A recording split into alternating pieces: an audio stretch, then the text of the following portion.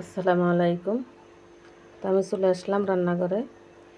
এখন আমি গরু মাংসটা ধুয়ে নিছি, পেঁয়াজ কুচি, এখানে আছে হলুদের গুঁড়ো, মরিচের গুঁড়ো, ধনিয়া, জিরা, লবণ, আছে টক দই, পেঁয়াজ বাটা, আমার হাতে বানানো মশলা, একটা 23 ধরনের মশলা আছে এখানে দেওয়া, আদা আর রসুন, সাথে নিলাম সরিষার তেল আর সয়াবিন।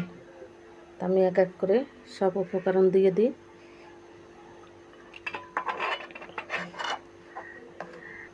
দিলাম পেঁয়াজ কুচি,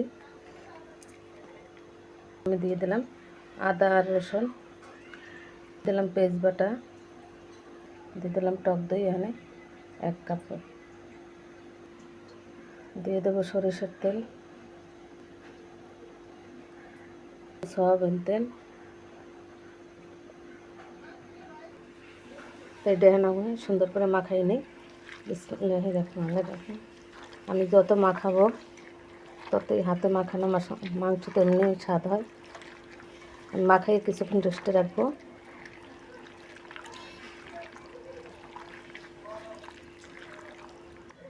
দিয়ে দিলাম মশলাটা,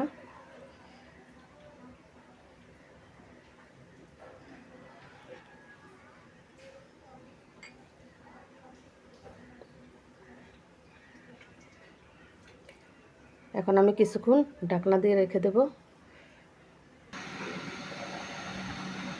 এখন আমি নাড়া দিয়ে দেবো। এটা কিন্তু টকবকে ফুটতেছে।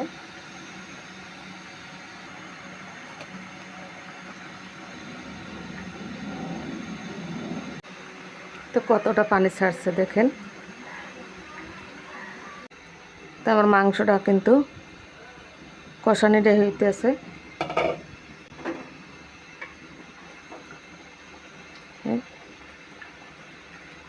কালার দেখেন মাশাআল্লাহ।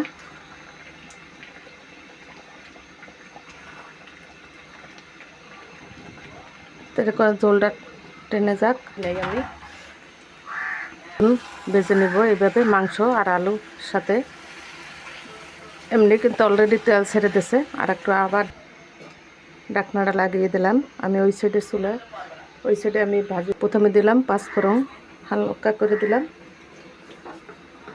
দিয়ে দিলাম রসুন কুচি, 3-4টা শুকনো মরিচ,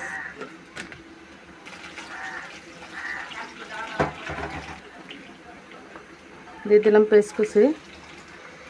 এখন আমি ভালো করে মিক্স করে নিই।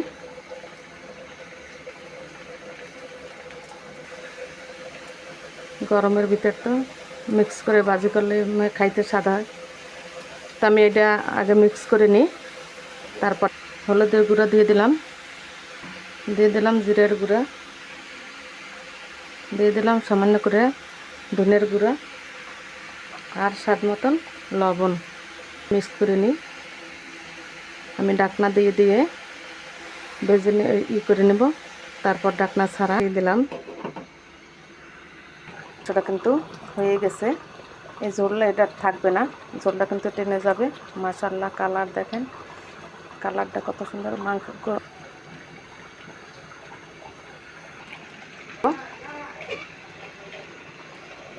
ভাজিটা হইতে থাক। তো আমার ভাজিটা কিন্তু হয়ে গেছে। এখন দিয়ে দেবো ঘি। আমি অল্প করে ঘি দিয়ে দেবো।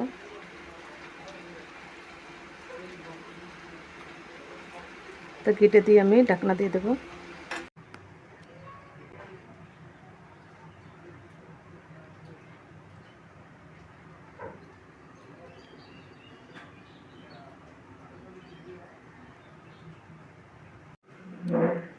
তো আজকে দুপুরের মেনু হয়েছে আমার পেঁপে দিয়ে, গাজর দিয়ে ভাজি, আর হয়েছে গরুর মাংস। এটা বুনোও বলতে পারেন, তো ঝোল নাই। তো আজকে দুপুরে এই 2টা রেসিপি আপনাদের কাছে কেমন লাগলো অবশ্যই কমেন্ট করে জানাইবেন। যদি ভালো লাগে প্লিজ একটা লাইক, কমেন্ট, শেয়ার, চ্যানেলটা সাবস্ক্রাইব করে রাখবেন। সবাই সবার জন্য দোয়া করবেন। কে কোথা থেকে দেখতে